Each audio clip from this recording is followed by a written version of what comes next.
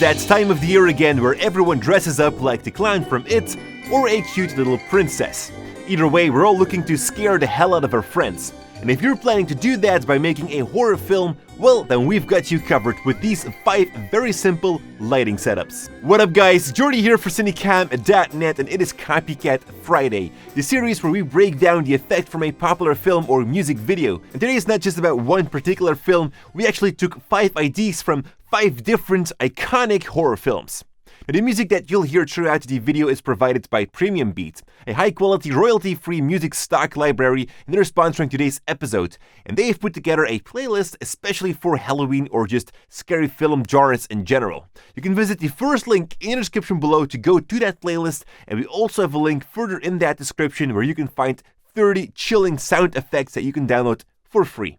Now, first up on the list is, of course, Stranger Things. Season 2 will actually air today on Netflix, and I'm really looking forward to it.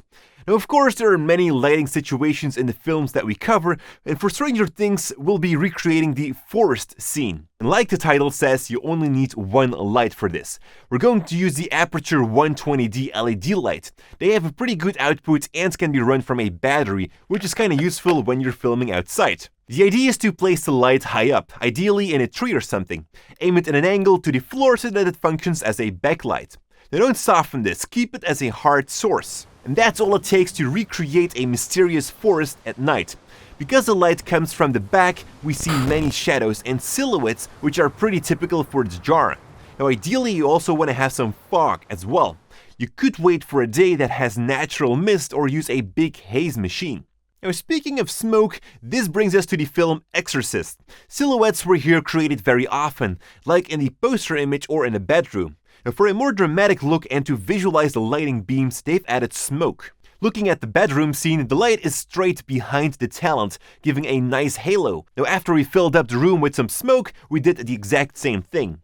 Make sure to expose dark so that your subject is completely dark and thus be a silhouette. Now, horror films are not always about backlight. The next example comes from It, where you have the clown Pennywise sitting in the sewer drain. For this lighting trick, you want to try to push your lighting through a cone, and you can easily wrap a toilet roll or something like that around your light. Now be careful though that it not gets too hot. For this example, I needed Janek to be a clown, so we had some help from Ellen, who actually has a channel by the name of Luna Black, and she does all kinds of cosplay tutorials. Definitely make sure to check it out, I'll leave a link to it in the description below as well. We are in a dark environment. Now simply point your light from a little angle to the mouth of your subject. Try to only illuminate his mouth and keep the rest of his face in the shadow and the background in the dark. This is also possible with a flashlight, as you don't need that much output. Next up, we're taking a look at Annabelle, the creation. Annabelle is a doll, so she sits still, at least for the first part of the film. Now, very iconic is this stripe of light over the doll, and this is to show that she's sitting still in a closet. Here is how it's done. Take a piece of carton and cut out a stroke from it in the middle. We'll use this as a schabloon through which we'll cast the light. And that's how simple it is again to create that peeking through a door effect, without a door. And the scary thing about this lighting effect is that you have hard shadows and only one part illuminated. Even though Annabelle is a doll, we do get the feeling that she's secretly watching us like a living being, which also becomes the case. We're going to continue with the front lighting for the last lighting trick. You can use a real flashlight for this, but I'm going to attach the Fresnel mount to my Aperture 120D. It's a lens that can focus the light into a smaller beam. Using the aperture light, I'm getting a good output, which might be easier for the camera to handle. In the film Insidious, you often see a point of view shot where someone holds a flashlight to look for something in the basement.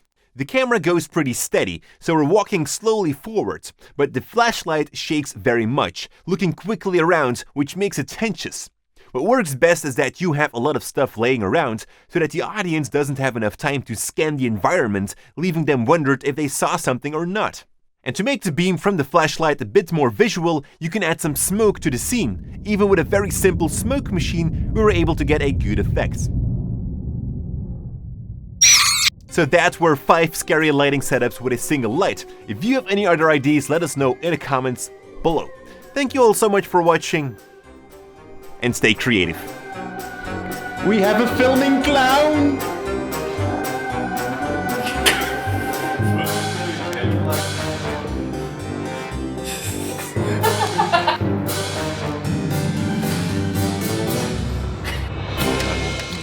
piste.